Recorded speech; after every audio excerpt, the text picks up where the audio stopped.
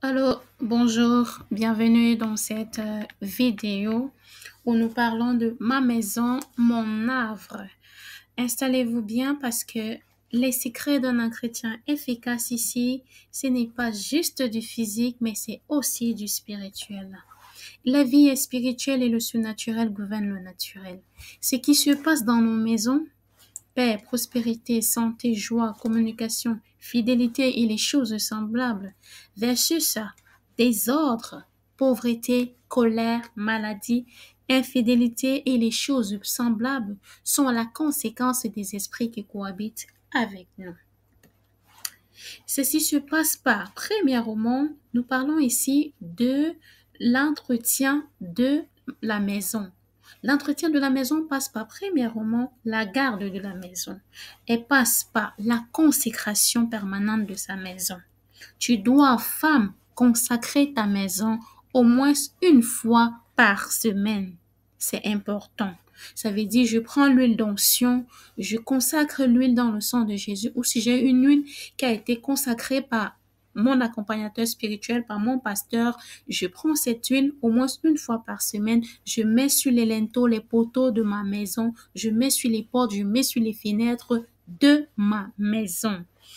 Deux, je dois surveiller permanemment ma maison. Donc, je dois faire du gardiennage spirituel. C'est quoi le gardiennage spirituel? Ça consiste à garder ta maison, comme le mot le dit, consiste à surveiller ta maison. Surveiller de jour comme de nuit.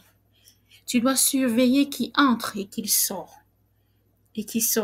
C'est-à-dire que si quelqu'un frappe à ta porte, avant d'aller ouvrir la porte, tu prends autorité au nom de Jésus. Tu dis, au nom de Jésus, je prends autorité sur tous les esprits qui accompagnent cette personne. Que rien ne sorte de cette personne ou que cette personne n'entre avec rien dans ma maison qui n'est de Jésus. 1.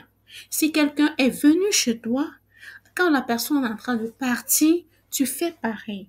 Au nom de Jésus, que cette personne n'emporte rien qui n'a apporté. Ça fait que tu surveilles ta maison sur le plan spirituel. Maintenant, former des murailles autour des enfants, du mari, des biens. Et l'Éternel dit dans Deutéronome 7 au verset 26, tu n'introduiras point de choses abominables dans ta maison, de peur de devenir abominable comme cette chose dévouée pas interdite. Tu l'auras en horreur, tu l'auras en abomination, car c'est une chose dévouée pas interdite. Ceci vraiment, c'est pour résumer tout ce point. Et maintenant, les murailles. Tu dois consacrer, tu dois former autour de ton mari une sécurité, autour de tes enfants une sécurité et autour de tes biens. Parce que la famille, c'est tout ça en même temps. Rien n'est négligeable. Et tu dois le faire permanemment, tous les jours, avec discipline, parce que la vie est hautement spirituelle. Les murailles, former les murailles ici, c'est aussi très important dans la mesure où nous vivons dans des quartiers dans lesquels des hôtels ont été érigés, dans lesquels il y a des forteresses, dans lesquels il y a des puissances qui commandent le quartier. Tu as besoin de former autour de tes enfants cette muraille pour le garder, autour de ton mari, de tes biens, pour garder et protéger ce qui est à toi, ta richesse à toi, permanemment. La deuxième chose à faire, c'est que tu dois être une régulatrice. Ici, tu dois être une porteuse de paix. C'est-à-dire vraiment, tu dois remplir ton cœur d'amour. Ceci se passe quand tu prends conscience de ta qualité, de ta personne, de qui est-ce que tu es vraiment en Christ. Maintenant, tu prends conscience de ce que tu dois regarder à lui plus qu'à quiconque. Tu ne regardes pas à l'homme que tu as épousé, tu ne regardes pas à tes parents, tu ne regardes pas à ton entourage, mais tu regardes à Christ. Tout le temps. Tu regardes toujours à Christ, pas à une autre personne. 2. Ton cœur doit être le siège de la prospérité de ta famille. C'est-à-dire que tu dois bénir en ton temps. Que tu sois contente ou fâchée, tu dois bénir. Quand tu fait du bien ou du mal, tu dois bénir.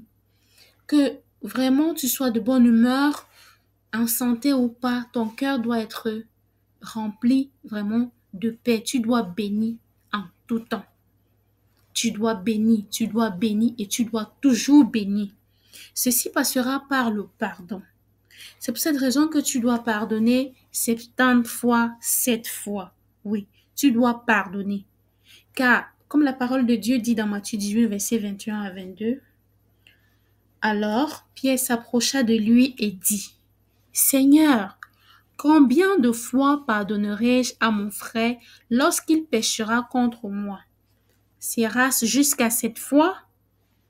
Jésus lui dit, je ne te dis pas jusqu'à 7 fois, mais jusqu'à 70 fois 7 fois.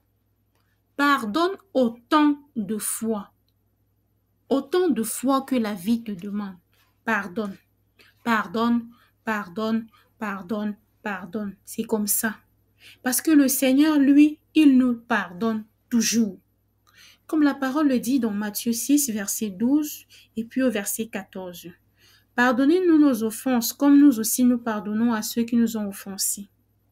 Si vous pardonnez aux hommes leurs offenses, votre Père céleste vous pardonnera aussi. Pardonnez, pardonnez et pardonnez toujours pour que Dieu vous pardonne toujours.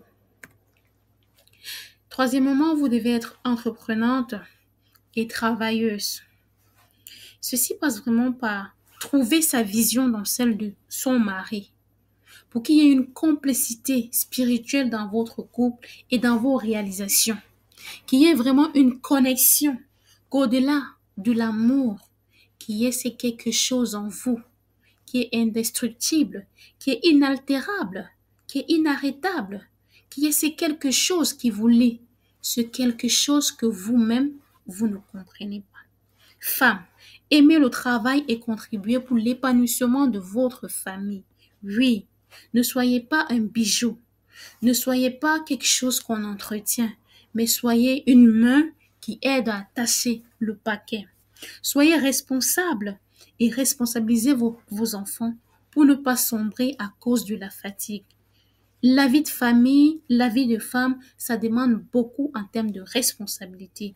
Entre le ménage, les enfants, l'époux, sa carrière professionnelle, c'est un tout très complexe. Il faut vraiment être organisé. Ceci est dit, vous devez responsabiliser vos enfants, apprenez-les à prendre soin d'eux, aidez-les à devenir indépendants car ils ont en eux la force et l'énergie nécessaires pour faire beaucoup de choses. On ne vous demande pas de faire travailler les enfants plus qu'il ne faut, mais non, apprenez-les à prendre soin d'eux. C'est important et vous verrez que vous aurez plus de temps pour vous, plus de temps pour organiser la maison, plus de temps pour organiser la famille, plus de temps pour prendre soin de vous. Et tout le monde sera en paix, tout le monde sera content, tout le monde sera épanoui et votre famille sera heureuse en tout temps. Transférer l'éducation spirituelle. Le transfert de l'éducation spirituelle ici, que vous ayez reçu cette éducation ou pas, transférez-la. Ceci passera par votre développement spirituel personnel.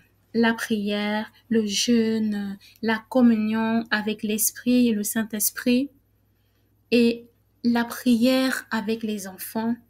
Apprenez-les pour un début, faites-les répéter la prière, donnez-les des instructions par jour. Vous pouvez dire, quand tu iras à l'école, il faut bénir tous tes repas avant de manger. Le soir, rassurez-vous, demandez, est-ce que tu as béni tes repas avant de manger? Ou sinon, combien de fois l'as-tu fait? Est-ce que tu as béni tous tes repas ou est-ce que tu as béni le premier, tu as béni le dîner, tu as oublié la première collation, tu as béni la deuxième collation? Est-ce que tu as béni, quel repas est-ce que tu as béni?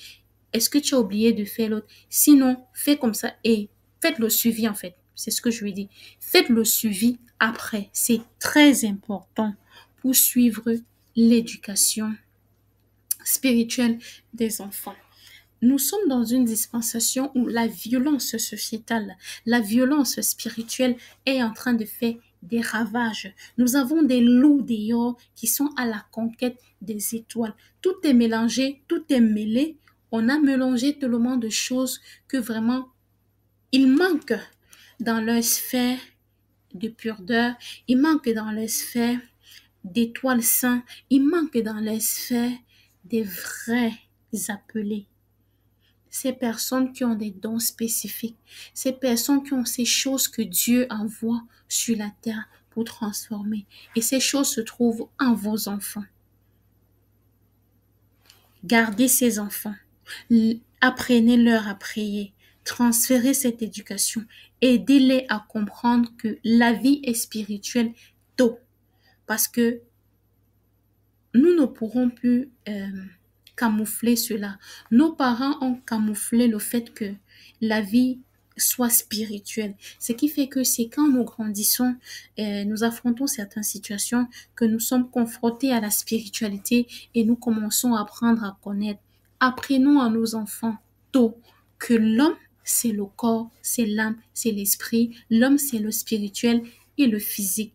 Et ils pourront mieux s'outiller pour devenir des vrais guerriers, pour protéger leurs étoiles, leur destinée dans cette dispensation. Évitons la distraction. C'est vrai, les enfants doivent regarder des dessins animés, ils doivent regarder la télé et tout, mais évitons la distraction. L'ennemi est en train de distraire le monde de par les écrans, de par la technologie, de par des nouveautés, toutes des nouvelles technologies sophistiquées qui sortent tous les jours.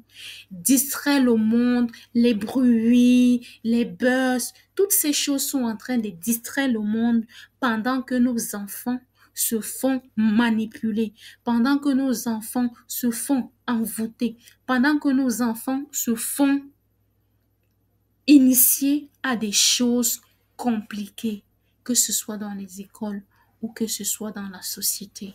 Femme, si tu as regardé cette vidéo, je vais te dire, et réveille-toi spirituellement, lève-toi parce que la société a besoin de toi. La société a besoin de toi pour éduquer ses enfants. La société a besoin de toi pour donner à ses enfants les armes nécessaires par la grâce de Dieu, par la puissance de Dieu, pour la révolution spirituelle qui arrive, pour le relèvement, pour la vengeance et la restauration des destinées. Prends soin de toi et surtout façonne le meilleur chemin pour ta destinée.